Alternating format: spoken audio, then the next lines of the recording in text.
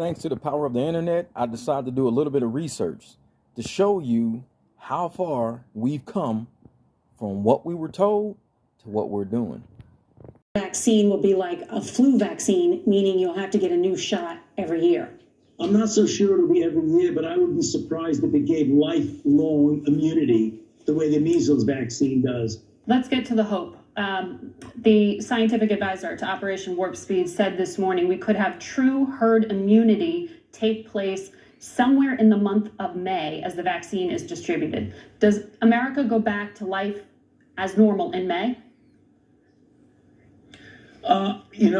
I don't think so, unless we do, and I believe you're referring to Monsef Salawi, Yes. who said that, and I totally agree with him. And if you get an overwhelming majority of the people vaccinated with a highly efficacious vaccine, we can reasonably quickly get to the herd immunity that would be a blanket of protection for the country. The herd immunity that would be a blanket of protection for the country. To the herd immunity that would be a blanket of protection. Once you start getting vaccine going, if you have good uptake, namely the overwhelming majority of people want to get vaccinated, you can expeditiously vaccinate people that by the time you get to the mid to the end of the second quarter of 2021, namely May, June, July, August, you very likely could have overwhelming majority of the people vaccinated, which means you'd have herd immunity,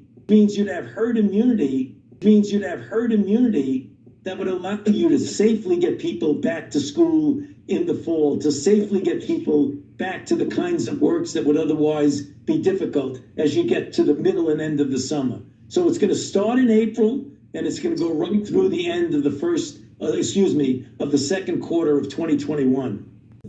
One thing I will say, Dr. Azar, good for Dr. Fauci, making sure he got his answer in there. All too often in these hearings on Capitol Hill, they run out of time. People don't get to say what they have to say. So glad that he was able to respond to that one. Wolf, it is really remarkable. The vaccine, the Moderna vaccine, as well as the Pfizer vaccine, is about 94 to 95% efficacious in preventing clinical disease and almost 100% efficacious in preventing serious disease. So the data are rock solid, and everything has been done properly with regard to safety, with regard to evaluating the safety and the efficacy, the approval process. It's been done very quickly, but the speed, Wolf, did not sacrifice the integrity of the science, nor did it sacrifice safety. The speed was a reflection of the extraordinary advances that were made in the science of the vaccine platform technology. So on the basis of all of that, I feel very confident about what we're doing. And that's the reason why I strongly recommend it to everybody and everyone that when the vaccine becomes available to them, to get vaccinated. That is how we're going to put this pandemic behind us. It means you'd have herd immunity. Totally have convinced me, not that I had much doubt, but I see you getting that shot. I'm going to want to get that shot when it's my turn. That would be relatively easy to prove. Well, what you do is you get an isolate of the virus, you culture it in a certain way so you can do some measurements, and then you get antibodies from people who are vaccinated with this particular vaccine and prove that those antibodies still neutralize this mutated virus. So this is something that we're working on now, and we'll be able to show that reasonably soon. Because I asked the question because I get the flu shot every year, and every year it's a little bit different. They change it, they modify it almost every year. You got to get it every year. Is that what we're anticipating as far as the COVID vaccines are concerned? Not necessarily, Wolf, because flu is a bad actor when it comes to drifting from season to season and sometimes shifting. That isn't necessarily at all the characteristic of coronaviruses. Obviously, we're going to keep looking at this very carefully, but we don't anticipate that we're going to be in the same situation as we are consistently with flu. I also spoke with Dr. Fauci about the effort to get a vaccine. He seemed optimistic that one would be on the market at the end of this year, the beginning of next year, but he had reservations about whether we'd be able to achieve the levels of immunity that we need. Let's take a listen. Vaccines have different levels of efficacy. If you get 2 doses of measles vaccine, you are almost 100% protected. But, as you and I know, the flu vaccine, even on a well-matched year, is, 40 to 60% protective against, flu. Which do we think this is going to be? Is it going to be 100%? We are going to protect against this, or it might be something less than that. And if so, how much less? Well, as you probably know the answer to your own question, Elizabeth, we don't know the answer to that right now. You've got to do the testing to find out. I doubt seriously that any vaccine will ever be 100% protected. The best we've ever done is measles, which is 97 to 98% effective. That would be wonderful if we get there. I don't think we will. I would settle for a 70, 75% effective vaccine, because that would bring you to that level of would be herd immunity level. So I'm glad you mentioned that number, because a CNN poll and other polls have shown that in this neighborhood, about a third of Americans are not going to get the vaccine. They say they're not going to get it, even if it's free and easy to get, or that they're very, very hesitant to get it. If only, say, 70, 75% of Americans are willing to get the vaccine, and it's only, say, I think you just said 70, 75% effective, is that going to get us to herd immunity?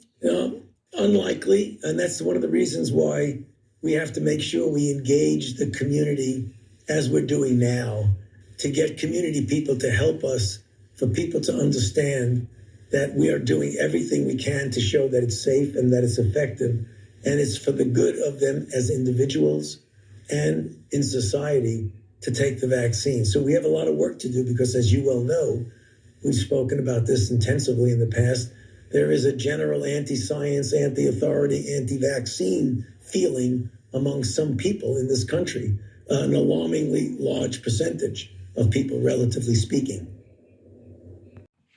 Today's top infectious diseases expert has found himself in an awkward position. Dr. Anthony Fauci admitted to the New York Times he'd nudged the numbers on herd immunity up to bolster public support for COVID vaccines. The estimate is that you'll need about 70%, maybe 75% of the people in the country vaccinating to get that umbrella of herd immunity. Let's say we get 75%, 80% of the population vaccinated.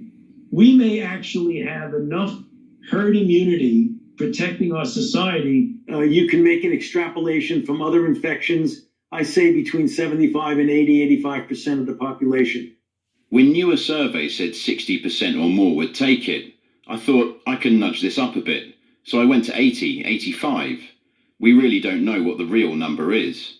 I think the real range is somewhere between 70 to 90%, but I'm not going to say 90%. Fauci in the New York Times once again admitted to misleading the public yesterday. This is not science. So we are not smart enough to think for ourselves, says the unelected bureaucrat.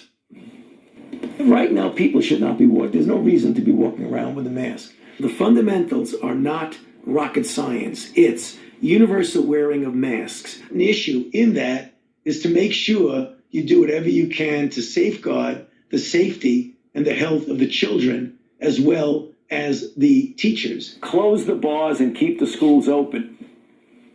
The founding editor of the online news site This Can't Be Happening says that the best thing to do is simply be straight with people. You got to trust people, tell them the truth, say, this is a crisis, we're not sure how to handle it, but this is what we think is the best way to do it. That would be the honest way to do it, and then people would have more confidence in you, when you tell them to do stuff. It means you'd have herd immunity. I'm not sure I would go with lying. I would go with that, he made a bad decision to not level with people with what they knew. For me, the best thing to do would be to tell people what you know and be straightforward with them, and then change it if you find out something different later. Dr. Fauci, I appreciate that point. The reason I ask the question is because there seems to have been some frustration inside the administration about Pfizer coming out with its announcement anticipating a booster. And from the reporting that I've done, I gather that the concern seems to be that, look, we haven't even gotten enough people vaccinated the first time, and conversations about a booster are not going to help that conversation. And there is a question about should we not engage with that discussion? Do we need to be straighter with the public that maybe a booster is going to be in the offing, and how you think about the push-pull? Because I know that part of this is a behavioral science issue. It became an issue when it came to masking. Right. You make, again, excellent points. So let me give you my perspective on it. The discussion about boosters is really an appropriate preparation on the part of the companies together with the NIH and the CDC and others in being prepared in the eventuality that you might need a boost. But when you translate that into, we will need a boost, everyone's going to get a boost, that is not appropriate. It's not appropriate for the reasons that you just mentioned, is that we still haven't vaccinated enough people in the primary part of this. We only have 48% of the total population vaccinated. We have about 68 or so percent of adults having received at least one dose. If you think this is an issue in this country, take a look at what the WHO is faced with when they have to worry about the entire world, and know that there are some countries when there's less than a couple of percent of the population being vaccinated. And this is a global pandemic, which requires a global response. So you're absolutely right. Here we are talking about the possibility of a third shot boost, and a major component of the world has never even received a single shot. We've got to make sure we take those things into consideration. Is it better to get natural immunity to COVID-19 rather than immunity from a vaccine? No, it's actually not better to get the natural disease and develop natural immunity from the disease. This is for multiple reasons. One of those is that the immunity developed to COVID-19 can be highly variable. Some people may test positive, but never actually go on to develop the clinically apparent disease, and therefore not develop the long-lasting immunity that one can achieve from vaccination. Wait, so this dude just said that you can contract the virus, test positive for the virus, but never develop antibodies for the virus because your body doesn't go to the disease stage of the virus. Does this dude know what he's talking about?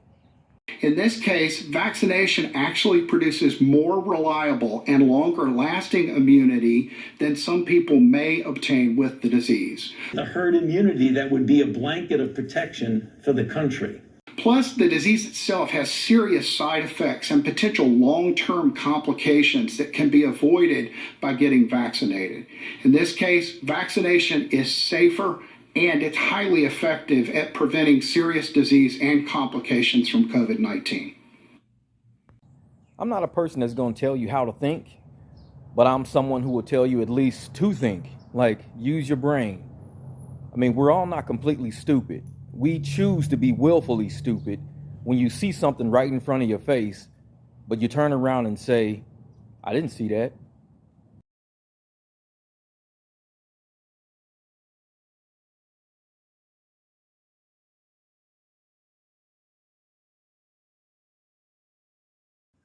We are seeing that the ability of individuals who are infected through breakthrough infections, namely vaccinated people who ultimately get infected, that they are generally without symptoms or minimally symptomatic. However, it is clear that they are capable of transmitting the infection to uninfected individuals. And the data that they reported indicates that if you look at the level of virus in the nasopharynx of a person who's vaccinated and has a breakthrough infection, and compare that to the level of virus in the nasopharynx of an unvaccinated person who's infected, they're essentially equivalent, which would go along and underscore the fact that vaccinated people who do have a breakthrough infection are clearly capable of transmitting the infection to an uninfected person. I didn't create none of the content on this video. I just literally took what Fauci's been telling everybody and let you hear it for yourself. the timeline from a year ago to where we are today. So you tell me, is being vaccinated really all it's cracked up to be? Are we ever going to get to herd immunity with these vaccines? I don't think so. I think people like me who haven't been vaccinated, and I got sick in December of 2019 to January 2020, and I took care of myself at home, I've not been sick again. Haven't followed a single protocol, and I've not been sick again. And I've been around at least, I estimate, 21,000 people. Just goes to show.